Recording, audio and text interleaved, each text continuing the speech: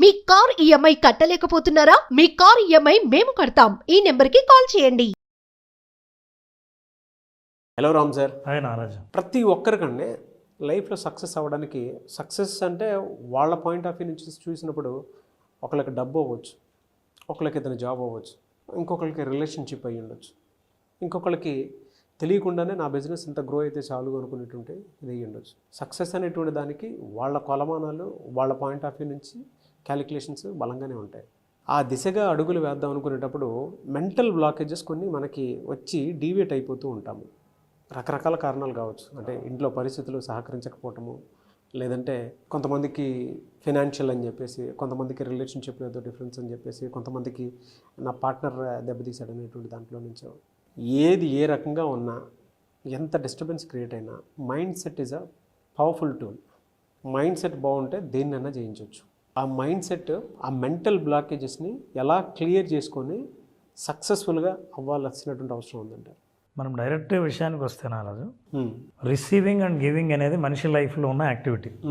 మనం ప్రతిసారి ఎక్స్పెక్ట్ చేసేది రిసీవింగే, కానీ తెలియకుండానే అంత గివింగే పోతూ ఉంటుంది. చాలామంది అర్థం చేసుకోవాల్సింది ఏంటంటే, ఎందుకు why is it hard to receive అని. నాకు రావడానికి చాలా ఇబ్బందిగా ఉంది, పోవడం అయితే పోతూ ఉంది. అసలు ఏ బ్లాకేజెస్, ఏ పరిస్థితుల్లో మనీ కానీ, నువ్వు కోరుకున్నది కానీ, నువ్వు మిస్ అయింది కానీ, పొందాలనుకున్నది కానీ రాకుండా ఆగిపోతుంది అనే విషయం మనం తెలుసుకోవాలంటే రెండు విషయాలు గట్టిగా తెలుసుకోవాలి. Number 1, first you need to understand the cycle of receiving and giving. So life is a cycle of receiving and giving.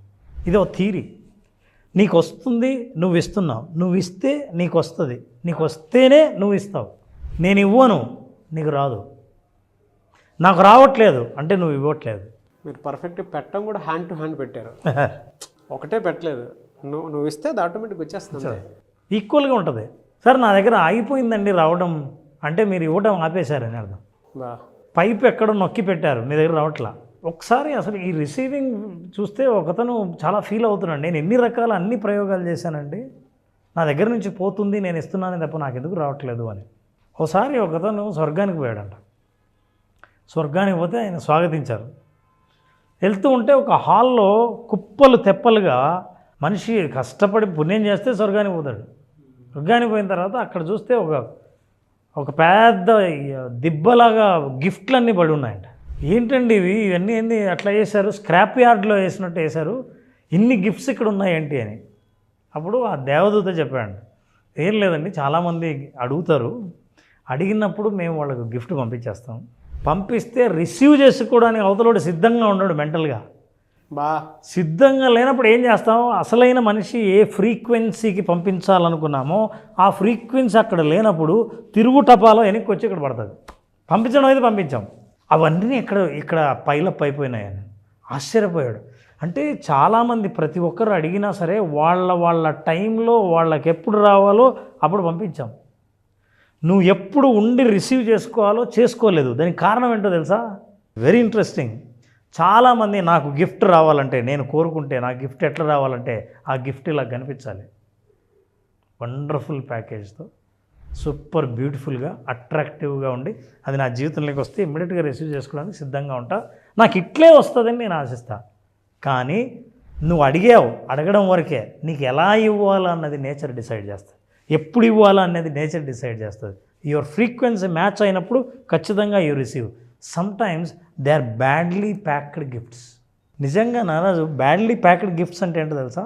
నీ జీవితంలో నీ అనుభవాలు, నీకు వచ్చే సంఘటనలు ఒక్కొక్కసారి బ్యాడ్ సంఘటనలు ఉంటాయి. అది ప్యాకింగ్ బ్యాడే కానీ లోపల గిఫ్ట్ ఉంది. నువ్వేం చేస్తావు అంటే ప్యాకింగ్ చూసి రిజెక్ట్ చేస్తావు. రిజెక్ట్ చేస్తే నీ దగ్గర గిఫ్ట్ రావడం అయిపోయింది. Don't expect every time wonderful things to come to your life. ఇబ్బందులు, కష్టాలు వస్తాయి. There is a interesting saying, నువ్వు ఇక్కడ కాకుండా ఎక్కడుండాలో అక్కడ ఉండకపోతే నీకు ఇక్కడ కష్టాలు సృష్టించి అక్కడికి పంపిస్తుంది నేచర్. కష్టాలు సృష్టించినప్పుడు నువ్వేం చేస్తావంటే, అరే ఇదేంటి నాకు కష్టాలు వచ్చినాయని కంగారు పడి అక్కడి నుంచి తప్పించుకొని పోతావు. తప్పించుకొని పోయినప్పుడు అప్పుడు వస్తుంది గిఫ్ట్, నువ్వు లేవు, వెనక్కి పోతావు.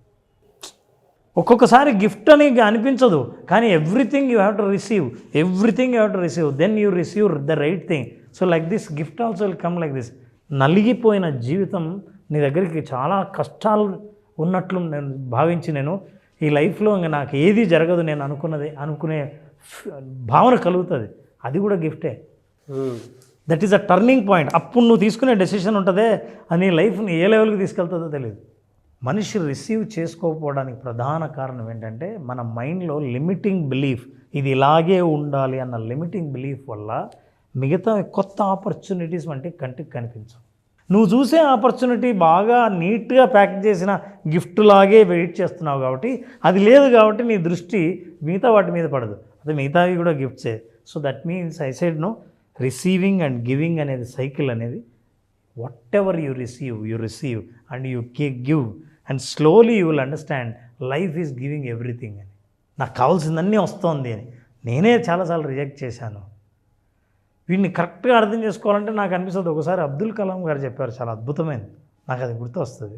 ఆయన ఏమంటాడంటే, నువ్వు అనవసరంగా నాకు రాలేదు, ఎవరికైనా వస్తుంది, ఎప్పుడు వస్తుందో తెలీదు అని అనుకోవద్దు, నాకు వస్తుందో రాదో అనే డిసప్పాయింట్ అవ్వద్దు. బ్లాకేజ్ కారణం ఏంటంటే ఈ ఫిలాసఫీ అర్థం చేసుకోవడమే. Don't compare your life to others, there is no comparison between sun and moon. అసలు సూర్యుడికి చంద్రుడికి ఇద్దరిని కంపేరే చేయలేము, ఎందుకంటే ఎవరి టైం వస్తే వాళ్ళు వెలుగుతారు. అంతే కదా సార్. ఎవరి ఫ్రీక్వెన్సీ మ్యాచ్ అయిందో వాళ్ళకి గిఫ్ట్ వస్తుంది. నీ ఫ్రీక్వెన్సీ మ్యాచ్ చేయడం కోసం నువ్వు ఎప్పుడు ట్రై చేస్తావో, నీ ఫ్రీక్వెన్సీ లెవెల్ని ఎప్పుడు పెంచుతావో, అప్పుడు the gift that you are expecting will come into your life. So Naraj, ఎవరి టైం వస్తే ఎవరి ఫ్రీక్వెన్సీ మ్యాచ్ అవుతే వాళ్ళకి అప్పుడు రిసీవ్ చేసుకుంటారు గిఫ్ట్. అందుకే there are no bad gifts, there are no good gifts, all are gifts. You have to receive it. You have to receive it. అంతేకాదు, ప్రకృతి మనకిచ్చిన జీవితం gift. But what do you do with that life? నువ్వు ఆ జీవితంతో ఏం చేస్తావు అన్నదే నువ్వు ఇచ్చే గిఫ్ట్ ప్రకృతికి, ఈ నేచర్కి. అది గార్డన్ని, నేచర్ అన్ని. నీకు జీవితం వచ్చింది, నీ జీవితాన్ని నువ్వు ఎలా చూసుకుంటావు అన్నదే నువ్వు నేచర్కి ఇచ్చే గిఫ్ట్. మనం రిసీవ్ చేసుకునేది ప్రతిదీ గిఫ్ట్గా, దాన్ని గౌరవించి రిసీవ్ చేసుకునే స్థితిలో ఉన్నప్పుడు ఆ frequency, what ever you expected, you start getting it. Reject చేసినప్పుడు వెనక్కి వెళ్ళి అక్కడ పడిపోతాయి పైలప్లో. రిటర్న్ గిఫ్ట్ రిటర్న్ పోతుంది. అంటే మనకు రావాల్సింది ఎవరికో వెళ్ళిపోతూ ఉంటుంది. ఎవరికో వెళ్ళిపోతుంది, ఎవరు తీసుకోకపోతే పక్కన పడిపోతుంది, నీదే ఆ గిఫ్ట్, నీకు తెలియదు ఆ విషయం. ఎస్, మీరు ఇలా మాట్లాడుతుంటే నేను ఎక్కడో ఒక చిన్న ఆర్టికల్లో చదివింది, అది రియలా కాదనేది కూడా తెలియచారంటే. జనరల్గా ఫ్రీక్వెన్సీ గురించి మీరు మాట్లాడారు కదా, కొన్నిసార్లు మనకి తెలియకుండానే మన అర్హత ఇది అని నేచర్ మనకి కొన్ని పంపిస్తూ ఉంటాయి ఇన్స్టెంట్గానే. అది ఎందుకు పంపిస్తుంది అంటే ఆ అర్హతని మనం పొందాం కాబట్టి మనకు ఆ ఫ్రీక్వెన్సీని మ్యాచ్ చేస్తుంది, కానీ దాన్ని మనం గుర్తించాం. అయితే నేను చదివిన ఒక ఆర్టికల్ ప్రకారం చెప్తున్నాను, ఎక్కడో అది, sorry if I'm wrong. Bill gates ఒక హోస్ట్కి, అంటే ఒక ఇంటర్వ్యూలో, మీ సక్సెస్ సీక్రెట్ ఏంటి అని చెప్పేసి అని అడిగితే, బిల్ గేట్స్ ఏం మాట్లాడకుండా ఒక బ్లాంక్ చెక్ ఇచ్చి, నీ ఇష్టం వచ్చింది రాసుకోమ్మా అని చెప్పేసి అన్నారట.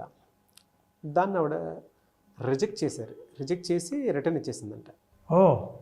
మొహమాట పడు, లేదంటే సంథింగ్ ఆవిడకు ఉండేటువంటి మెంటల్ బ్లాక్స్ కొన్ని ఉంటాయి, అర్హత లేదనో, అంటే వీళ్ళే డిసైడ్ అయిపోవటం, వాళ్ళే ఆ మార్క్ని క్రియేట్ చేసుకోవటం.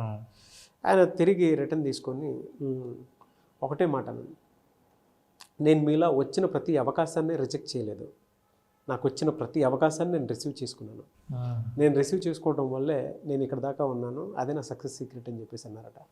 అది చూడండి, అంటే అది ఎలాంటిదైనా కావచ్చు, అది ఇట్లా చెక్ లాంటిదే కాకపోవచ్చు, కానీ వచ్చే కష్టం కూడా గిఫ్ట్లా ఎప్పుడు రిసీవ్ చేసుకున్నావో, real gift you receive. Yes, and real టైంలో వచ్చేటువంటి అదృష్టాన్ని రిజెక్ట్ చేయడం అనేది కూడా అది అవకాశాన్ని రిఫ్యూజ్ చేయటమే కొన్నిసార్లు. మీరు చెప్తుంటే నాకు ఎగ్జాంపుల్ గుర్తొచ్చింది సార్. ఈ వీడియో చూసిన ప్రతి ఆడియన్, ఎస్ ఈ వీడియోనే మీకు gift, yes I received my gift అని కింద కామెంట్ బాక్స్లో టైప్ చేసుకుంటూ వెళ్ళండి. This is the right sentence Naraj. I received my gift అంటే ఆల్రెడీ మీకు ఆ గిఫ్ట్ వచ్చింది, మీరు గుర్తించలేదు. గుర్తించండి, గుర్తించడం మొదలు పెడితే అప్పుడు మీకు అన్ని గిఫ్ట్లా కనిపిస్తాయి లైఫ్. ఎస్, మీరేం వెతుకుతున్నారో అది మీ దగ్గరికి వస్తుంది, మీరు అదే రిసీవ్ చేసుకుంటారు.